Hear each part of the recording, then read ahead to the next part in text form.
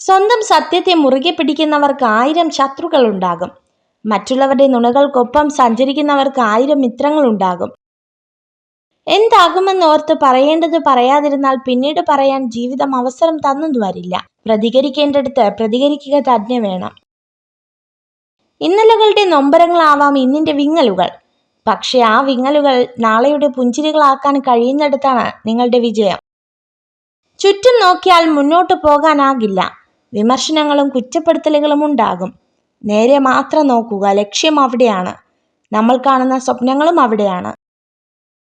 എനിക്കെല്ലാം അറിയാമെന്ന ചിന്ത പരാജയത്തിലേക്കും ഇനിയും ഒരുപാട് പഠിക്കാനുണ്ട് എന്ന ചിന്ത വിജയത്തിലേക്കും നയിക്കും. ജീവിതം ഒരു ഓട്ട മത്സരമാണ്. അവിടെ വിജയിക്കുന്നത് ആദ്യം ഓടിയെത്തുന്നവരല്ല, അവസാനം വരെ ഓടുന്നവരാണ്. നമ്മുടെ ആദ്യ ശ്രമം പരാജയപ്പെട്ടേക്കാം, പക്ഷേ ശ്രമം ഉപേക്ഷിക്കരുത്. പ്രതിസന്ധികൾ ആവശ്യമാണ്. അതുണ്ടാകുമ്പോഴാണ് പുതിയ വഴികൾ തേടുന്നതും കൂടുതൽ ഉയരങ്ങളിൽ എത്തുന്നതും. ആകാശത്തോളം വലിപ്പമുള്ള വെല്ലുവിളികളെ പോലും നേരിടാം. കാലിടറുമ്പോൾ ഒരു കൈത്താങ്ങിനായി കൊതിക്കാറുണ്ട് പലരും പലപ്പോഴും.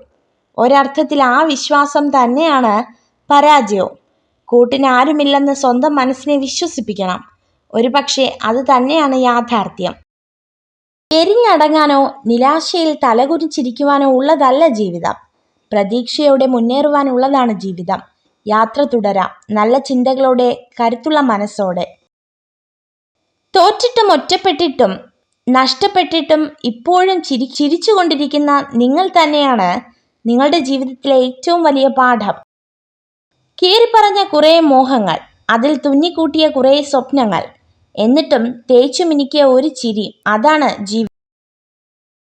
അടുപ്പമുള്ളവരോട് പരമാവധി നുണ പറയാതിരിക്കുക.